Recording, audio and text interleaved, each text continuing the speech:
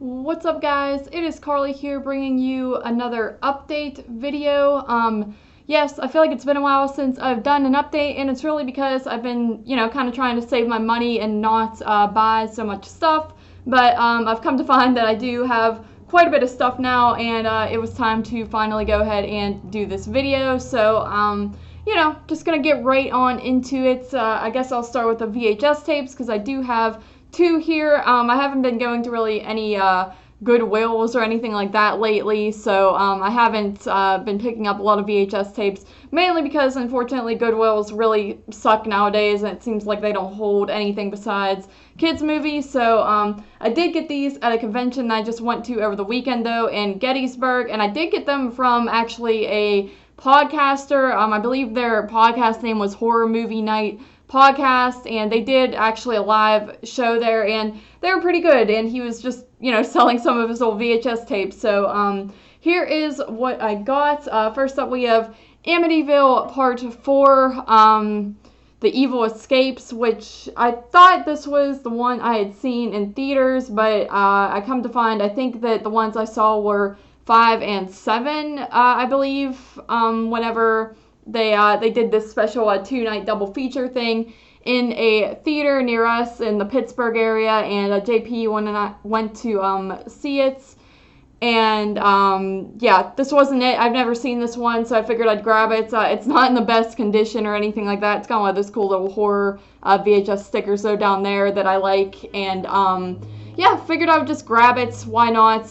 There's definitely a lot of Amityville films I have not seen, so thought this was kind of just a cool little pickup.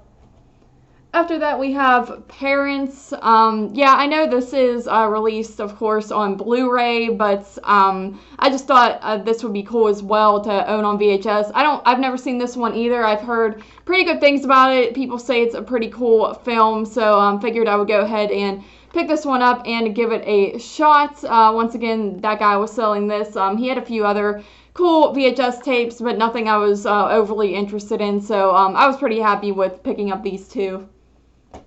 And then, speaking of Gettysburg, I will show one book that I did get there.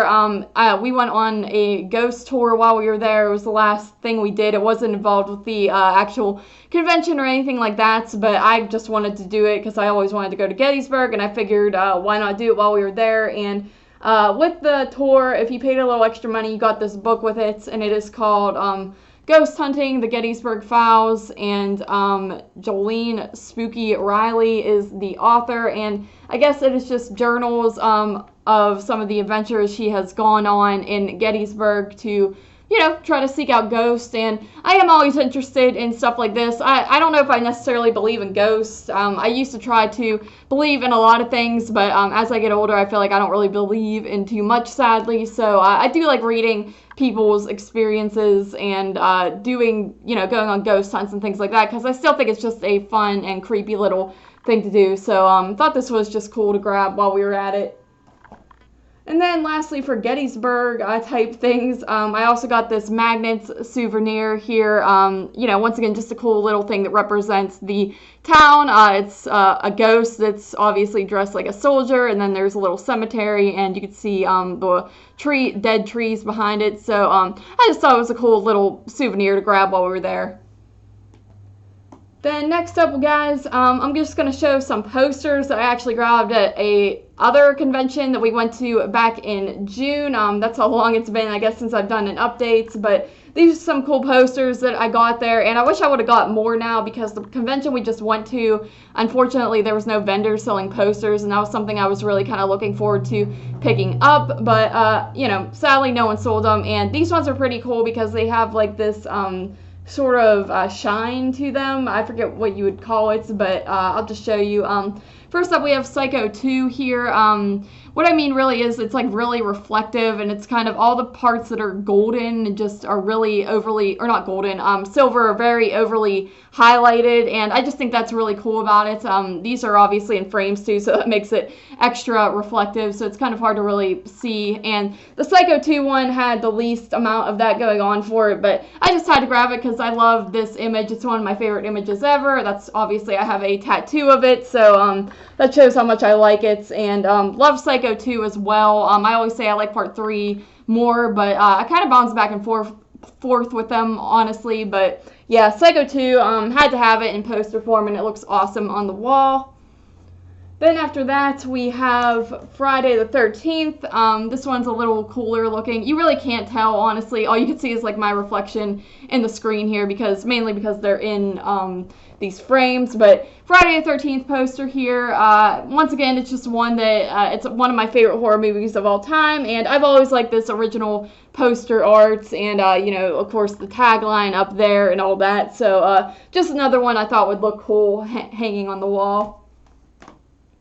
And then lastly, for posters, guys, we have Child's Play. Oh man, the glare is super bad, but sorry about that. But yeah, Child's Play poster. Once again, I've just always thought this was an awesome poster, and I never really put this in one of my top 10 lists, but I do think Child's Play would be pretty high on my list of favorite horror movies. It's just one that one of those ones that I forget how much I like it, and then I go back to it and I realize, oh, this is actually a really amazing horror movie. So had to pick this one up. I've always just really enjoyed this poster art. I think it's pretty creepy and iconic. So yeah, like I said, I wish I could have got more posters, but I'm sure plenty of other conventions will have stuff like that. Then next up, guys, I guess we'll get into the Blu-rays. First up, we have actually Child's Play 3, oddly enough. So has the price tag on it and everything, but it was on sale, one of those on sale ones at FYE for $7.99, and JP and I actually went on another adventure to a drive-in last weekend, and while we were there, we had some time to kill, obviously, the next day while waiting for the next drive-in event. So we explored the town because it was an area we'd never been to before. It was like almost 5 hours away, and they actually had a mall that was surprisingly extremely busy, which is nice to see because you don't really see that anymore. It was one of those ones where it was annoyingly busy, where everyone was kind of in your way, but I kind of like seeing that because most of the malls around here, unfortunately, have died out. But this mall actually did have an FYE still in business in it, because that's another thing. Most of the FYEs around here have also gone out of business, which that's kind of their fault because they are very overpriced. But anyway, to get to the point, I picked up Child's Play 3 because I didn't own it. I think I've said this in multiple videos. It was one that I am always looking for when out in the wild. I don't know why I don't just order it online, but I just never really feel like ordering a common movie like this. I figured I would find it eventually.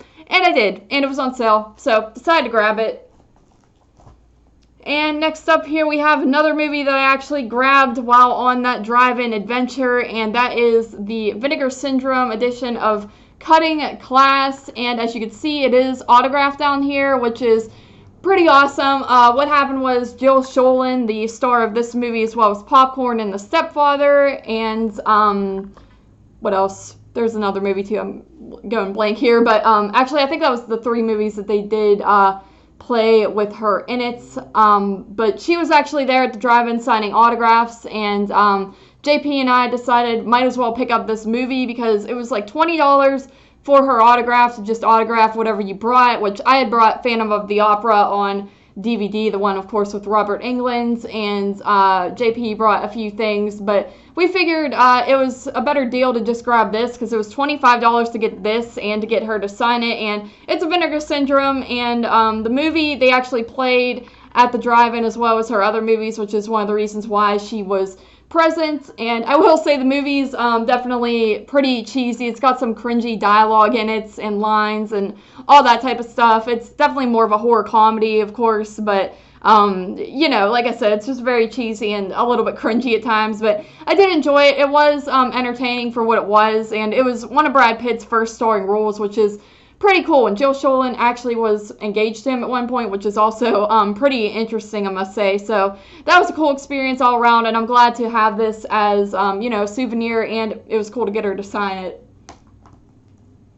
Then next up we have a random movie here, and that is The Barn. Mr. Derek actually went ahead and ordered this for me out of the kindness of his heart. So shout out to him. He ordered it from a place that's actually local to me. It's actually not too far away, which is you know, pretty odd, but he said he was ordering some stuff for himself, and he picked this up for me because this is actually a movie I have not seen before, and I've always wanted to check it out. I say I always wanted to, like it's a really old movie, but I think this one actually came out in more recent years. Yeah, it looks like 2016 or sometime around then, but you know, it's a Halloween movie. I always hear people say it's another one of those great ones. It's got a very good Halloween vibe to it, so Halloween's coming up, so I will be checking this out probably sooner than later. So thank you once again to Derek. He's always, you know, getting me stuff, and he's super nice guy for it, so definitely appreciate this one. Then after that, we have Cat's Eye, Stephen King's Cat's Eye. This is one that I thought I had never seen before, but I actually had seen the first, well, scratch that. I knew I'd seen the first segments in the past, but I didn't think I'd seen past that. But watching it, I think I actually saw the first two segments before a long time ago on TV, because the second one was familiar to me as well. But I don't think I'd seen the Drew Barrymore one that comes at the end. So reason I actually picked this one up is for the 1985 show for 22 Shots. Of course, this is an 85 movie, and it's a pretty solid one, honestly. Like, I think the first two shorts are really, really good, and the last one is also, I would say, really good, but I just didn't care for it too much, but I think it was pretty good for what it was. So definitely a good anthology. Only 3 shorts, but they, you know, they get the job done. They're pretty well done, so happy to finally own this one as well. After that, we have Village of the Damned, the original movie.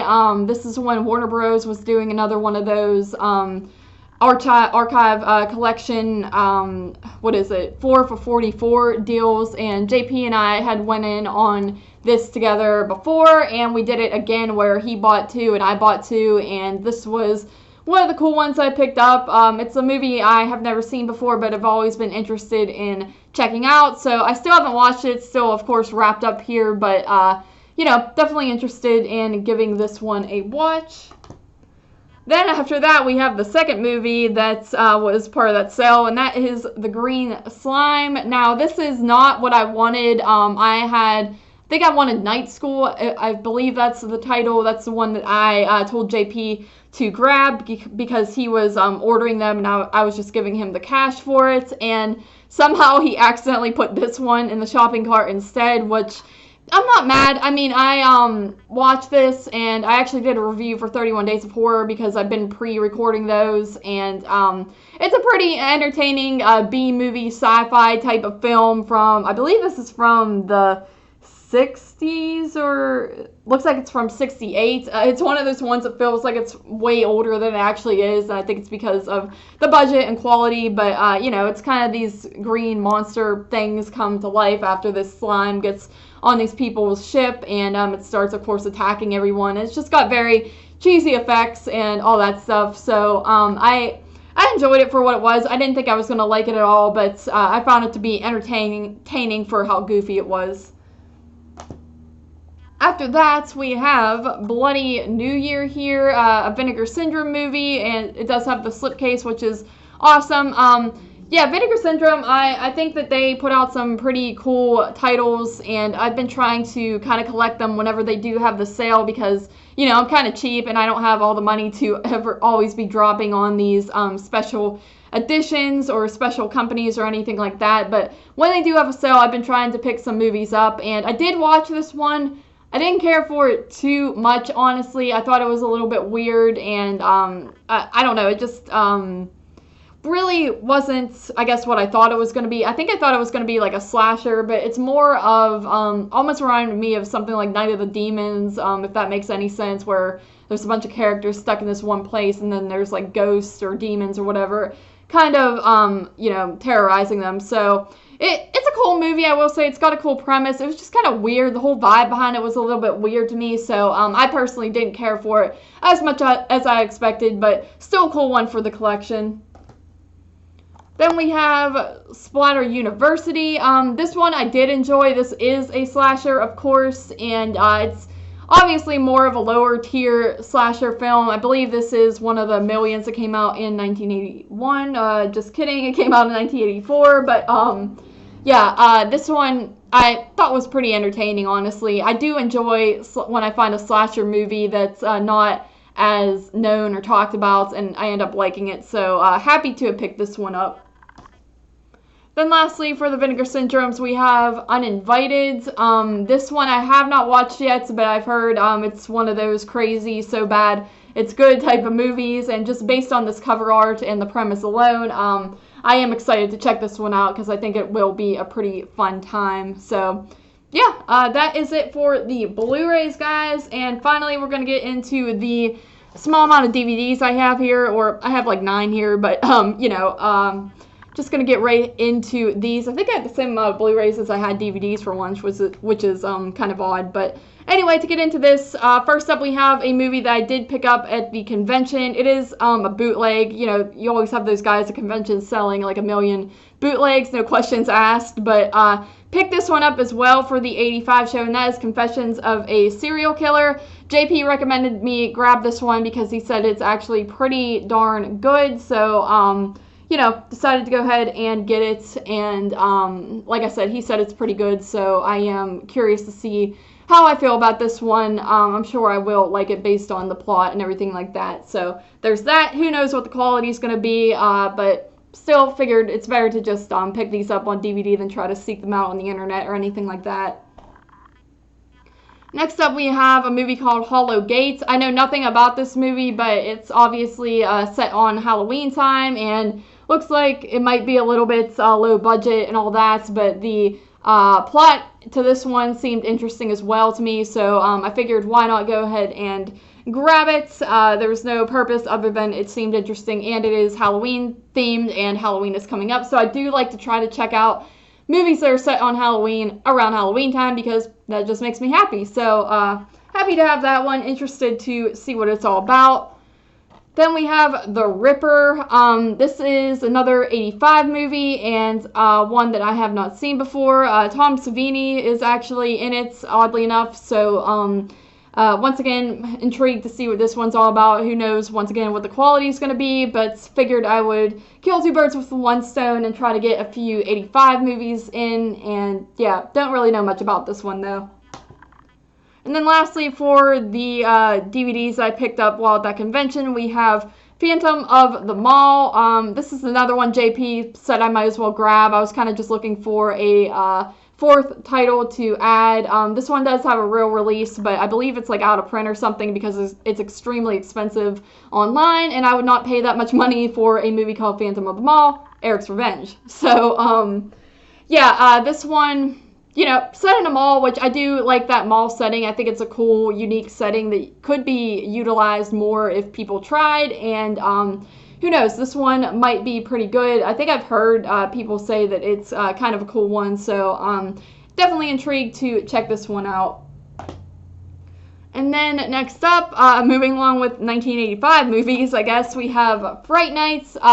I had seen this one before, twice before. The first time I saw it was actually in 2016 at a drive-in, that all-night drive-in that JP and I go to every year that's closer to around where we live. And yeah, this is one of those movies that I actually put off for years. It's one that I would go to Hollywood Video when I was little, see the cover, I always think, oh, that cover looks so scary, and Fright Night sounds so scary, and then I would read the back and figure out it's a vampire movie, and that would just turn me off from it, and I would never rent it or anything, and I just never watched it. And it's because back when I was a kid, I was kind of picky about horror movies. I liked horror, but I was mainly just into slasher movies or ghostly movies, because ghostly movies really creep me out, and slasher movies I just found to be fun. So every time I would pick this up and read there was a vampire film, I just wouldn't feel like watching it.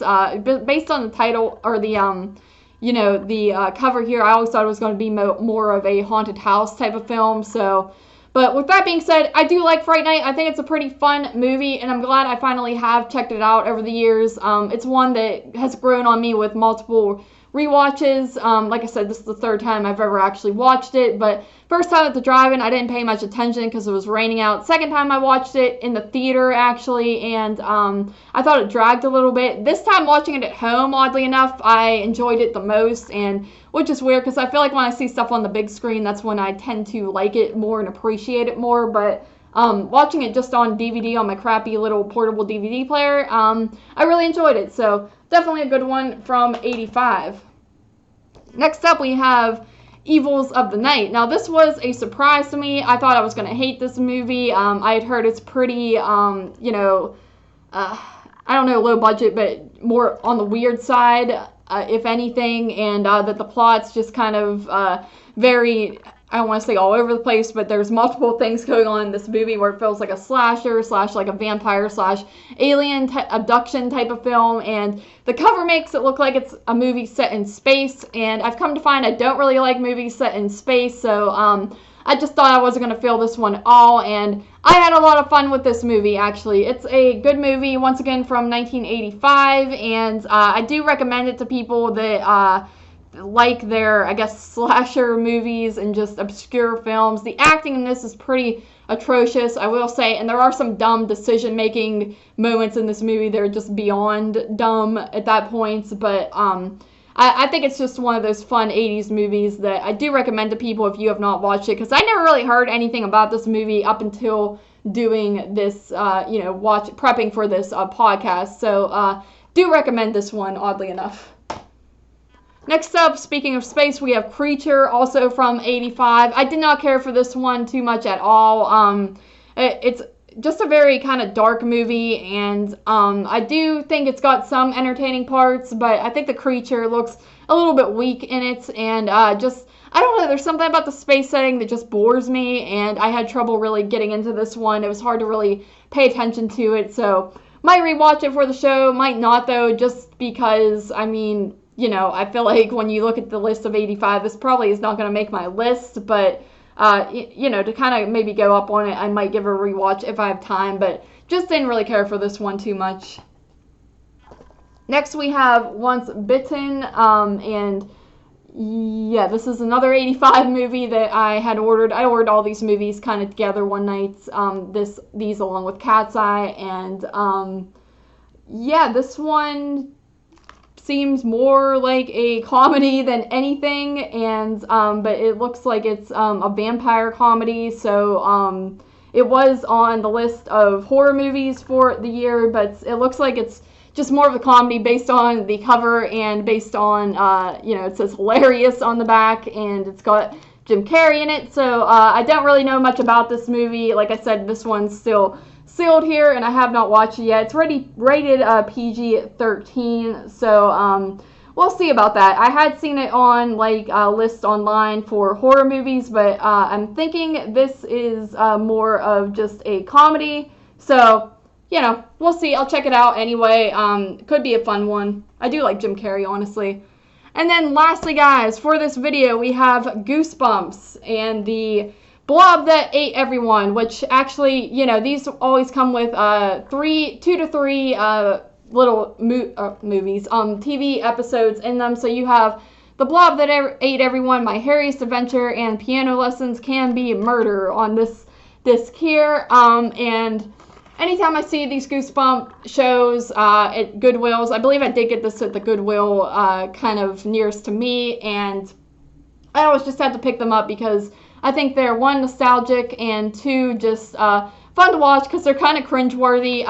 You know, this series is from like the later 90s, and it just oozes that 90s vibe for one thing. And another thing, the acting is just so over the top in these shows and so cheesy that it's just funny to watch. They're trying like so hard to reenact the books half the time to be like word for word, and just act it out a little too hard that it comes off as extremely cheesy and extremely bad acting. But you know, I enjoy watching these. I enjoy throwing them on at night when I don't really feel like watching a movie. It's nice to kind of put this on to go to sleep to. I think my favorite one on this was Piano Lessons Can Be Murder. I thought that one was you know, kind of more on the creepy side for being this kid's TV show, and secondly, The Blob That Ate Everyone will be my second choice. Then My Harriest Adventure was probably the cringiest of cringe that I'd ever seen, so didn't really care for that one too much, but like I said, I just enjoy collecting these as well as the books, obviously. I just think it's for nostalgic purposes and entertainment value, so that is that, guys. Thank you guys for joining me for this update video here, and yeah, don't know when I'll be back with another update. Like I said, I try to take it easy nowadays on buying so much stuff because I was kind of going overboard and my watch stack is just always out of control no matter what I do. It's kind of hopeless, but so don't know when the next one will be, but there will always, of course, be a next one. So thank you guys for watching, and I will see you in the next video.